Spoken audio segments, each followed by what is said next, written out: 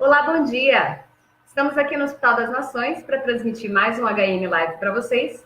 Eu sou Suelen Rocha e hoje aqui comigo o Dr. Evânios Vire. Prazer estar com você aqui. Bom dia, doutor. Tudo bem? Prazer. Então, tá certo.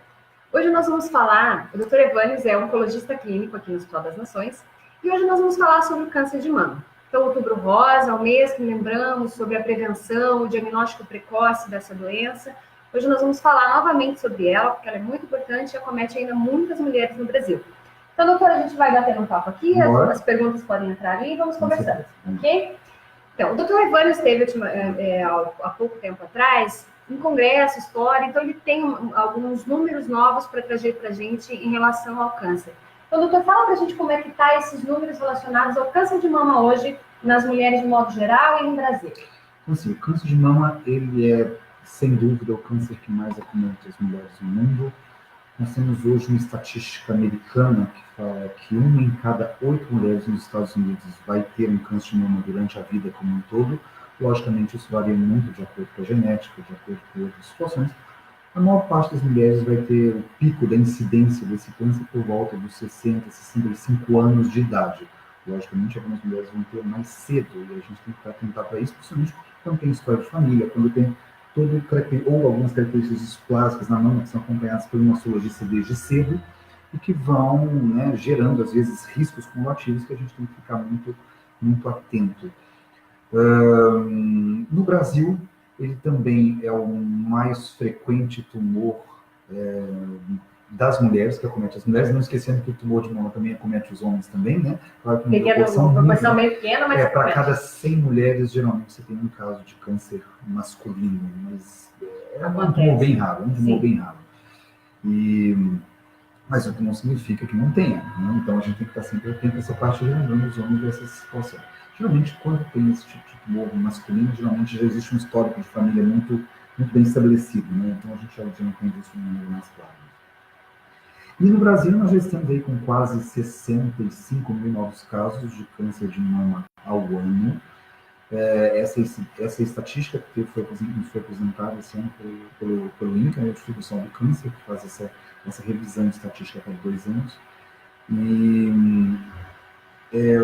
ele é um tumor também de uma maneira que traz uma grande repercussão para a mulher, não só pela sua frequência, mas também porque acaba gerando, às vezes, em alguns casos, a mutilação, né, do órgão feminino, que na verdade é tão externo, né? Diferente, por exemplo, você tirar um útero, por exemplo, que é uma situação importante, mas não é visível. Mas quando você tira a mão da mulher, a mulher tem o gestalt, tem a questão da feminilidade, da vaidade, vaidade, não tenha dúvida, principalmente hoje.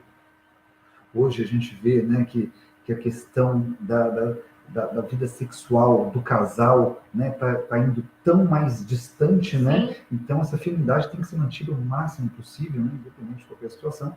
E hoje a gente entende que para curar um câncer de mama não é necessário amputar uma mama inteira como se imaginava antigamente. Antigamente, algumas teorias, né, principalmente as teorias de Halsted, elas falavam que era indispensável se tirar toda a mama, todos os gânglios da axila. É para uma prevenção, né? Exatamente, porque naquela época a gente não tinha um tratamento complementar satisfatório que reduzisse o risco efetivamente de essa doença voltar. Então, se imaginava que um bom controle local da doença traria uma maior chance de cura, o que nós sabemos hoje que não é uma verdade. O que se sabe hoje é que nós precisamos tirar o nódulo, mais uma pequena margem de segurança, né, em torno dele. Mas são centímetros. Menos que isso ainda, porque nós temos hoje a opção de usar a radioterapia, e que a gente sabe hoje que uma cirurgia localizada mais uma radioterapia tem a mesma taxa de controle local do que fazer uma mastectomia radical, ou seja, tirar toda a mama da mulher. Então hoje a gente já entende que para curar uma mama não é necessário localmente, porque a gente entende que a câncer de mama ele tem uma característica sistêmica de disseminação, e não necessariamente vai voltar onde a doença nasceu, mas ele tem uma tendência de dar metástases. Então, o mais importante, além da cirurgia, especialmente o tratamento complementar sistêmico, que é o que a gente vai fazer para reduzir o risco, não só local, mas sistêmico dessa doença recidival. Então, não é necessário, em nenhuma circunstância hoje, a gente tirar a mama toda. Em alguns casos, ainda se faz necessário tirar a mama toda. Aí a gente, por exemplo, de acordo com o tamanho da lesão, né? Se tem uma lesão muito grande, você acaba tendo que tirar. Se a localização dessa lesão é uma localização pouco satisfatória, por exemplo, às vezes uma lesão atrás do mamilo, você não consegue ressecá-la, e aí a melhor cirurgia é tirar toda para você ter possibilidade de fazer uma reconstrução adequada, né? E mesmo uma cirurgia hoje de mama não é empecilho em nenhuma circunstância para que a mulher faça a reconstrução, seja no período primário da cirurgia, seja no exato momento em que ela está retirando o nódulo, seja a posteriori, depois já ter feito tudo. É isso que eu ia aproveitar e perguntar. Já que a gente está falando, entramos aqui um pouco no caso da cirurgia, a Rosana Dalcomune enviou para a gente uma pergunta assim: quanto tempo leva para fazer a reconstrução da mama? Quando a mesma é retirada na cirurgia? Perfeito. Então, já que o senhor entrou nesse assunto, vamos responder essa pergunta para a Rosana. Então, na verdade, assim, se você faz uma cirurgia conservadora, ou seja, para que você tire só um pedaço, um setor, um quadrante ou só um módulo da mama, você pode, de alguma maneira, já associar algumas técnicas de oncoplástica, em que você, mantendo a radicalidade oncológica, você já faz uma modificação na mama e já deixa ela no ponto certo, seria aquilo. E aí depois basta você fazer uma simetrização da mama contralateral, ou não, a depender de como a mama ficar, ela já fica bem simétrica, já fica meio tranquila, ou então você vai ajeitar a outra mama num tempo futuro. Mas, eventualmente, a mama fica muito pequena, fica muito diferente, né? Muito distinta uma da outra. E aí, uma das situações que a gente sabe hoje é que fazer a reconstrução da mama ao mesmo tempo, ou seja, vamos usar a reconstrução, vamos colocar aqui a prótese, né? Sim. A prótese mamária. E não com plástica, né? Não utilizando tecnologia com plástica, mas utilizando uma prótese mamária, ela pode ser feita, inclusive, durante o mesmo procedimento de retirada do nódulo primário. Qual o problema, eventualmente, de uma cirurgia como essa? Depois você eventualmente terá que usar uma radioterapia nessa mão para reduzir o risco de recidiva local. E ao irradiar essa prótese, você vai ter um risco associado de desenvolver uma capsulite, né? Ou seja, isso vai acabar inflamando aquela região periprotética e acabar gerando uma contratura dessa cápsula que vai te exigir fazer uma outra cirurgia para trocar isso. Então, ou seja, é um risco que se corre. Mas se não está disposto a isso, você pode muito bem colocar um expansor, por exemplo, na hora, que vai ser trocado mesmo de qualquer maneira, só para manter a mama, né, já no formato adequado, e aí você pode encher, ela tem uma válvula que te permite né, reduzir... São próteses especiais, né? Muito especiais, muito anatômicas. Hoje as próteses seguem uma característica muito anatômica, tentando preservar sempre a anatomia da mama feminina. Né, elas são colocadas hoje, na maior parte das vezes, atrás do músculo, não na frente da glândula, mas atrás do músculo, justamente para manter uma característica bem fisiológica, bem anatômica dessa mama, né? Fica bem bonita, ela não dá a impressão de que tem uma prótese natural, né? Bem mais natural, que é essa tendência natural da plástica hoje, é você não ter a impressão de que fosse uma plástica, né? Acho que é justamente esse o grande pulo do gato. Antigamente as próteses eram grandes, eram muito diferentes, as mulheres queriam isso. E isso é cíclico também, né? Porque moda a mão pequena está melhor, outras épocas a mão maior também está mais em voga, mas a verdade é que assim, hoje nós estamos com uma característica muito mais fisiológica, realmente, tentando manter realmente uma estrutura natural da mama, ao mesmo tempo em que você coloca a prótese num local em que você não vai comprometer o rastreamento da paciente. Então, isso até que eu ia perguntar. Até anteriormente aqui, a gente começar, eu fiz essa pergunta para o doutor. A pessoa que não tem câncer de mama e quer colocar o silicone, isso atrapalha, né, para que ela tenha um diagnóstico de um possível câncer? Ou ele pode tendenciar a ter o câncer porque ela tem o silicone? Existe alguma relação, doutor? Vamos explicar para o pessoal. Então, assim, não há hoje uma relação estabelecida de utilização de prótese e câncer. Existe uma relação epidemiológica estabelecida com algum linfoma, mas é uma situação extremamente rara, mas não com esse câncer clássico de mama que a gente vê. Então, pode ficar tranquilo que a prótese é extremamente segura nessa parte. Em relação às técnicas atuais, então vamos colocar aqui que antigamente não se colocavam próteses, né, em épocas muito antigas, e eventualmente isso seguia as técnicas da época, sim, né? Então, a medicina evolui, né? Graças a Deus. E as técnicas atuais, elas já usam esse novo tipo, utilizam materiais realmente bastante inócuos para a mulher, bastante seguros de serem utilizados, e ao mesmo tempo que se coloca, como eu disse, na maior parte das vezes, atrás do músculo da mulher, do músculo clitoral maior, o que faz com que a mama realmente mantém mesmo, ela se eleva, ela aumenta, e ao mesmo tempo ela mantém a mesma forma, né, anatômica, que é o mais ideal numa situação como essa, e não atrapalha em qualquer circunstância, é ideia você fazer um diagnóstico nesse paciente, porque ao colocar plasmômetro, ele basicamente empurra a glândula para frente, então você pode fazer mamografia tranquilamente, mesmo uma ressonância, ou a ecografia, e sem que isso comprometa em absoluto o rastreamento dessas pacientes. Então, Doutor, hoje não precisa preocupar. Já que a gente está falando de cirurgia, dos casos que são cirúrgicos, explica pra gente, então, todos os casos de câncer de mama são cirúrgicos? E os que são cirúrgicos, é necessário a retirada total da mama? Explica pra gente essa diferença. Então, vamos entender assim. Se a gente está diante de uma doença localizada, ou seja, uma doença que está só na mama e eventualmente, talvez, em algum linfoma na axila, que a gente chama de loco regional, o papel da cirurgia é indispensável nesse caso. Ninguém vai abrir mão da cirurgia num cenário como esse, até para a gente ter certeza de que todas as células foram removidas nesse sentido. O que a gente hoje tem de uma maneira mais clara e estabelecida é que, como a gente entende que não é necessário tirar a glândula inteira da mulher, ou seja, a mama inteira da mulher, a depender de como o caso se apresenta para a gente, nós podemos indicar tratamentos em sentidos, em sequenciamentos diferenciados. Então, ou seja, talvez o sequenciamento clássico seja: a paciente chega a um mastologista opera a paciente e encaminha a um oncologista que dá sequência a um tratamento sistêmico para a paciente, seja de hormônio, seja de química, e daí por diante. A tendência hoje é que, por exemplo, chega a um mastologista, uma mama com um nódulo, num lugar muito difícil de operar, com um tamanho muito grande, ou às vezes com linfonodos axilares comprometidos, que a gente já entende como uma doença local regional, que implica claramente na necessidade de se fazer uma quimioterapia, nós podemos inverter essa ordem terapêutica e colocar a quimioterapia antes da cirurgia.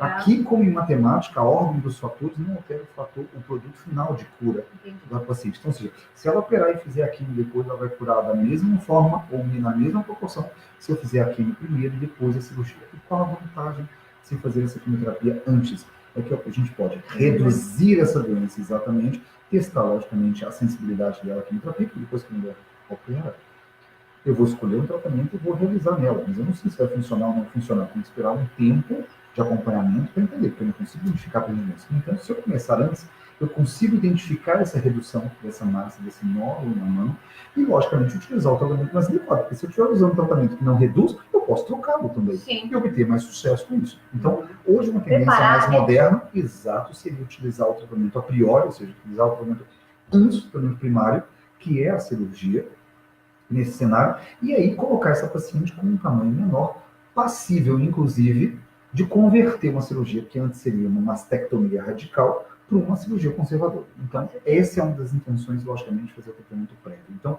o mais importante depois é entender como fazer esse sequenciamento. A gente também não precisa necessariamente usar só quimioterapia, determinados tipos de tumores. Hoje a gente não entende câncer de mama como um diagnóstico claro.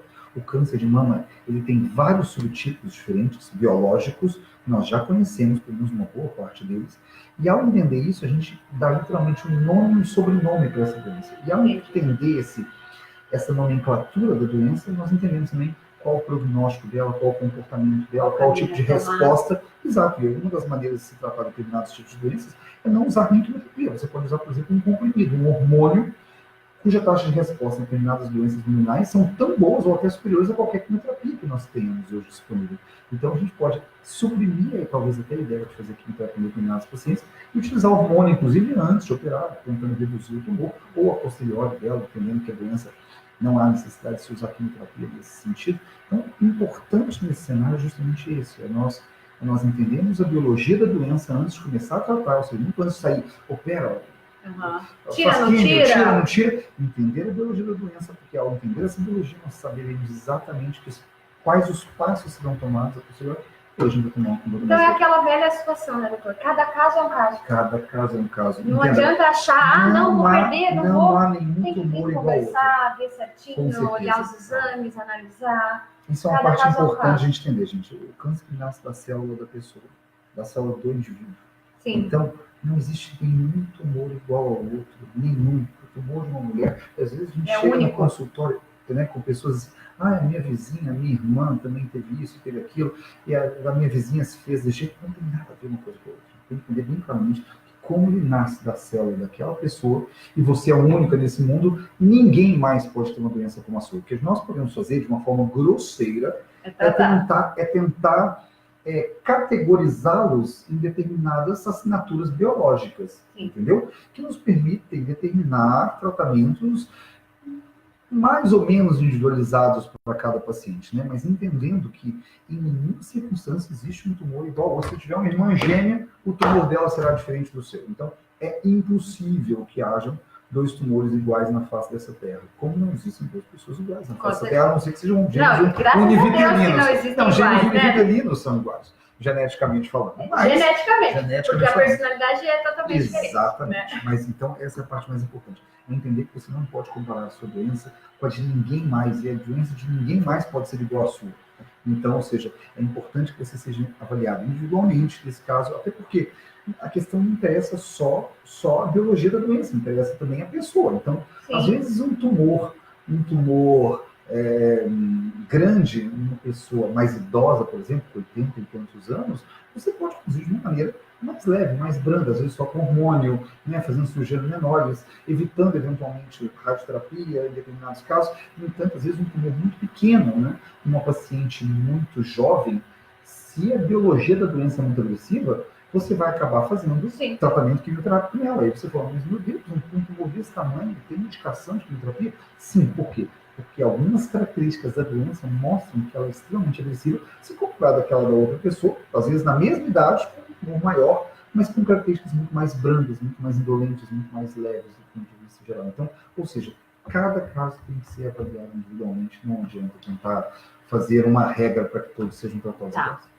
Doutor, entrou aqui umas duas perguntas, mas antes da gente respondê-las, aqui o Cris falou para a gente, tenho 3 casos de câncer de mama na família, tive tia materna, minhas duas irmãs mais velhas, hoje com 42 anos, faço como profilaxia o uso de tamoxifeno. Perfeito. Nós já temos hoje a ideia... Explica pra gente um pouquinho o que é isso. Então, vamos lá. Nós já temos hoje, como para outras doenças, a possibilidade de se fazer uma profilaxia primária. A profilaxia primária é utilizar um medicamento em que a gente possa reduzir o risco de uma pessoa desenvolver o câncer. Nesse caso, pode ser algo bem genético da família dela. No caso dela, ela tem um histórico de família, e aí entra uma outra situação de que ela deveria, a Cristiane deveria fazer um exame genético, e identificar realmente que tipo de síndrome ela tem. Porque existem algumas síndromes, especificamente algumas BRCA, por exemplo, aquelas tipo Angelina Jolie, por exemplo, em que aí o papel da cirurgia profilática ela seria até mais interessante do que essa,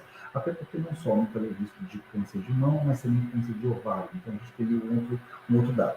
Não se identificando um risco como esse, nós temos outras ferramentas, não só o histórico de família, né? Nós temos alguns dados que nos aumentam, né? Como alguns hemogramas como CUTSIC ou BR-CAPRO, que nos ajudam a definir esse risco da pessoa desenvolver a doença. E baseado nesse, o Gale mesmo, escala de Gale, e quando você identifica esse risco acima de um determinado valor, a utilização de medicamentos como tamoxifeno nas mulheres antes de entrar em menopausa, ou mesmo de um inibidor da aromatase após elas utilizarem, já terem entrado em menopausa, reduz aí entre 50% e 66% a chance da doença voltar, o que não é pequeno, a despeito de que o tamoxifeno tem os seus custos, né? A hormonoterapia utilizada por longo prazo também tem os seus custos. Então, tem que valer a pena uma situação como essa, né? Isso que eu ia te perguntar, doutor, por quanto tempo ela teria que tomar geralmente essa medicação? 5 anos. 5 anos? Geralmente 5 anos. Geralmente a gente usa por volta de 5 anos, até porque o tamoxifeno tem um efeito de carregamento. Mesmo depois que eu interrompo essa medicação, ela vai continuar mantendo benefício além da interrupção dela. Então, por volta de 5 anos é um tempo que a gente considera bem, porque o tamoxifeno não só ele deve ser usado, mas deve ser monitorado o tempo todo, porque o tamoxifeno ele pode gerar, por exemplo, riscos como alteração de colesterol, ele pode causar hiperplasia de endométrio, né, do útero, aumento do volume do útero, e em alguns casos mais extremos ele pode até causar câncer de endométrio. Então tem que ser claramente monitorado, porque depois de um determinado tempo esse risco de câncer de endométrio até ultrapassa o risco do próprio câncer de mama. Aliás, quem está nesse processo tem que estar bem acompanhado. Claro, né? Monitorado. Isso aqui não é uma aspirina que a pessoa vai, nem aspirina que a pessoa vai tomar sem ser monitorada, porque tem o seu risco, né? Com certeza. Então, o ponto um medicamento como esse não é para ser tomado aleatoriamente. Ele tem que ser tomado e acompanhado, até porque, entenda, você tomar um medicamento como esse, você não elimina em 100% o risco de desenvolver câncer de mama. Você elimina algo em torno de metade a 2/3, né? Então, ou seja, A mulher não está completamente isenta do risco, mesmo utilizando a noção. Então, você vai continuar um monitoramento normal, o rastreamento normal com os exames e mantendo um medicamento que corre o risco de ela ter menos doença. Então, você ter menos, né, apresentação seguinte, a gente não sabe efetivamente se o que a gente está fazendo é uma quimioprevenção ou uma hormonioterapia. Porque a gente tem que entender uma coisa: um câncer de mama, gente, quando ele chega a um tamanho de 1 cm3, ou seja, 1 por 1 por 1 cm, e que é um tumor, um tamanho de tumor que a mulher tem condição de palpar ou detectar no autoexame, isso, da primeira célula que gerou a ela até chegar a esse volume, né, um tumor de 1 cm3, equivale a 1 bilhão de células. Meu Deus, é muita coisa. É muita coisa. Então, isso significa que o tempo entre se ter a primeira alteração genética que fez essa célula mutar e o tumor final pode se passar entre 5 a 8 anos. Nossa, e todo esse período, às vezes, essa doença já está lá e ela passa indetectada nos exames porque ela é muito pequena, ou porque a mão é muito densa, alguma coisa como essa. Então, quando a gente faz hoje uma quimioprevenção no paciente, a gente não sabe se realmente a gente está prevenindo uma doença ou se a gente está hormonotratando uma doença que é muito pequena, só que a gente eventualmente não consegue detectar pelos métodos atuais de diagnóstico. Então, de alguma maneira, a gente sabe que vale a pena utilizar esses tratamentos. Claro que, mais uma vez, isso tem que ser avaliado junto ao seu médico, individualmente, dado o levando em custo, consideração o histórico de família, e no caso da Cris, tem que estar bem claro em relação à ideia de que não só tomar como opção importante, mas eventualmente fazer um genético, dado o histórico dela, ela já tem uma indicação clara de fazer um exame genético para fazer identificação de determinadas alterações potencialmente hereditárias. Doutora, já que a gente está falando sobre prevenção e essa situação é uma forma de prevenir, existe uma forma de prevenir o câncer de mama em mulheres que não têm um histórico genético? De uma forma geral? O tamoxifeno mesmo, né? O tamoxifeno ou o indogramatase, eles são exatamente o que ela faz hoje, é a maneira de prevenção que nós temos. A gente tem que entender que quando a gente faz uma mamografia, ou ecografia, ou ressonância, não importa o que seja, o que a gente está fazendo é um rastreamento secundário. O que eu quero aqui é identificar a ocorrência precoce de uma doença, mas a doença já está lá. E as pessoas que não têm caso genético, doutor? Como eu disse, mas ela pode não ter histórico genético, mas ela pode ter outras situações que aumentam o risco de câncer dela. Ela tomou muito hormônio na vida, tomou muito anticoncepcional na vida, ou ela teve lesões displásicas que aumentam o risco de câncer de mama, ou ela tem, né, diversas condições que podem predispor que uma mulher tenha mais risco do que a sua vizinha que não as tem. Né? Então, nesse tipo de caso, como eu disse, alguns rastreamentos são feitos de maneira mais precoce, né, ou de maneira mais sequenciada, como, por exemplo, uma paciente que tem alteração genética, mas que nunca amamentou, não teve filhos ainda, não amamentou. Então, ela tem que ser acompanhada de forma mais precoce. Dizem que amamentar ajuda a não ter o câncer de mama. É um fator de proteção. É um fator de proteção. A mulher que tem filhos precocemente e a mulher que os amamenta, ela tem menos risco de desenvolver um câncer de mama. Não significa que as mulheres que não engravidaram ou não amamentaram terão mais risco. Sim. Significa que quem teve filhos precoces, especialmente se você amamentou, terá menos chance de ter câncer de mama. Então, é um fator de proteção. É uma maneira de incentivar o aleitamento materno. Aleitamento, sim, a gestação é outra coisa. É, a gestação das crianças. Doutora, então vamos responder também aqui a pergunta da Tati Rodrigues. Ela está perguntando para a gente assim: antes dos 40 anos, que exames são aconselhados para fazer para diagnóstico ou até para acompanhamento? Visita ao seu ginecologista. Então, na verdade, assim, é muito raro o tumor, não falando que não possa existir. Claro, nós temos pacientes, esse ano mesmo, uma paciente com 17, 18 anos com apresentação de câncer de mama, mas esse é um caso extremo, né? Um caso, e logicamente, ao investigar, ele foi genético, ele realmente é um caso raro disso acontecer. Mas existem realmente os tumores abaixo de 40, nós temos algumas estatísticas nacionais que mostram que, eventualmente, entre os 40 e os 50 anos, talvez até 1/3 dos tumores no Brasil possam ocorrer. O que nós temos hoje é que, assim, de acordo com a Organização Mundial da Saúde, de acordo com organizações internacionais, nós sabemos que a mamografia deveria começar por volta dos 45 anos de idade, tá certo?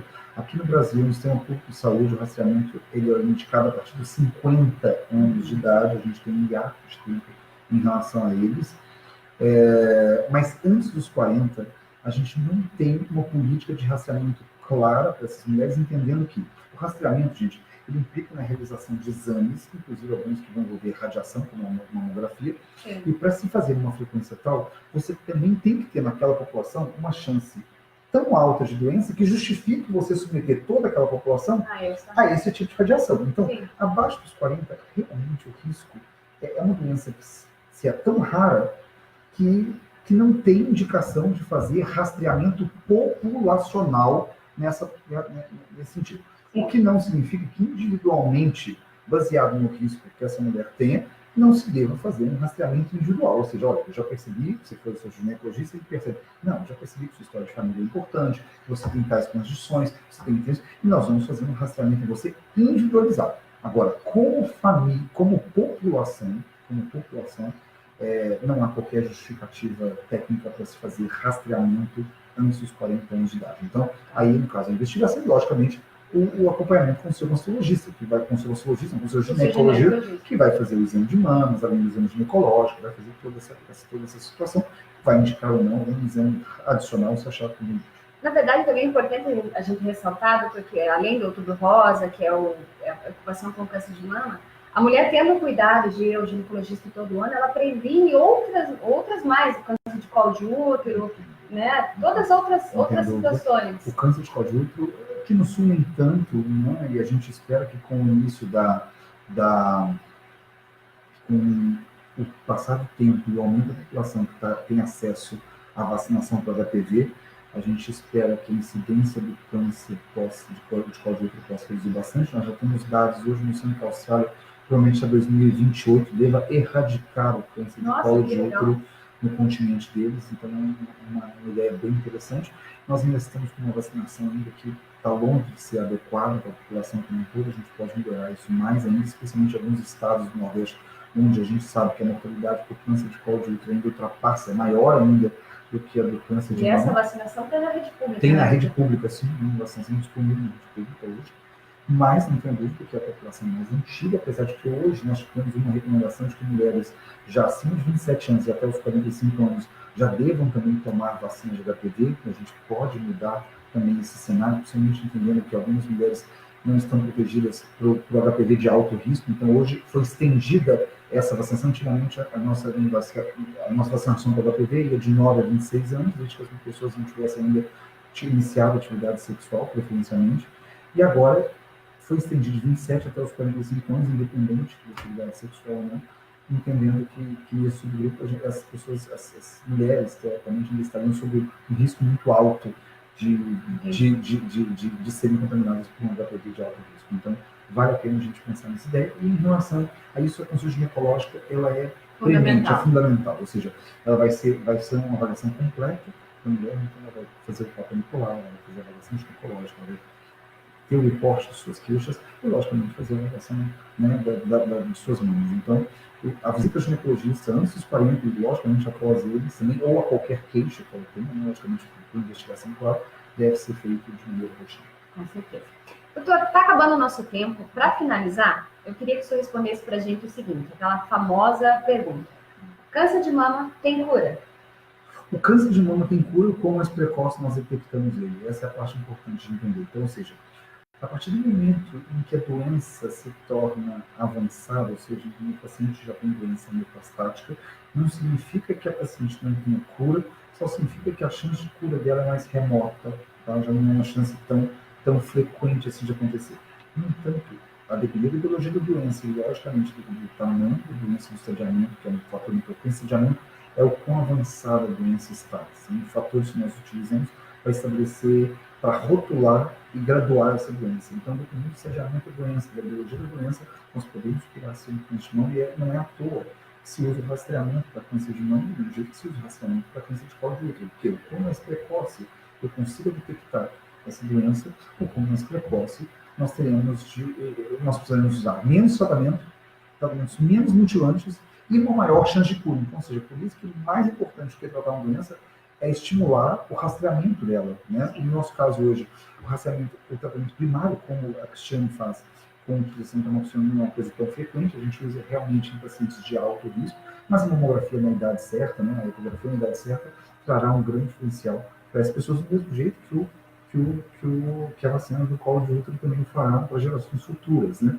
Então, ou seja, aqui a vacina entraria na mesma situação que o tamoxifeno, né? Ou seja, ela faria uma prevenção primária da doença, enquanto que o Papa Nicolau e a mamografia equivalem entre si, porque eles vão fazer um diagnóstico precoce da condição, mas não uma prevenção direta dela. Eu só vou diagnosticar o mais precoce possível, e com mais precoce eu diagnosticar essa doença, né, menos chance dessa pessoa morrer. Então, o câncer de mama tem sim cura. né, uma proporção bastante significativa hoje dos casos, e mesmo as pacientes com doença avançada, a gente consegue trazer a elas, né, sobrevidas hoje bastante prolongadas, associadas à qualidade de vida, né? Que é o mais importante, não tem dúvida disso, ou seja, associada à qualidade de vida dessas pacientes. Então, hoje, em qualquer circunstância, diagnóstico precoce sempre. Tá certo, doutor. Quero agradecer a sua disponibilidade de estar aqui hoje, em nome do Hospital das Nações. Muito obrigada por ter vindo. Tá certo? Prazer estar com vocês. Muito obrigada, gente. E o Hospital das Nações é você em boas mãos.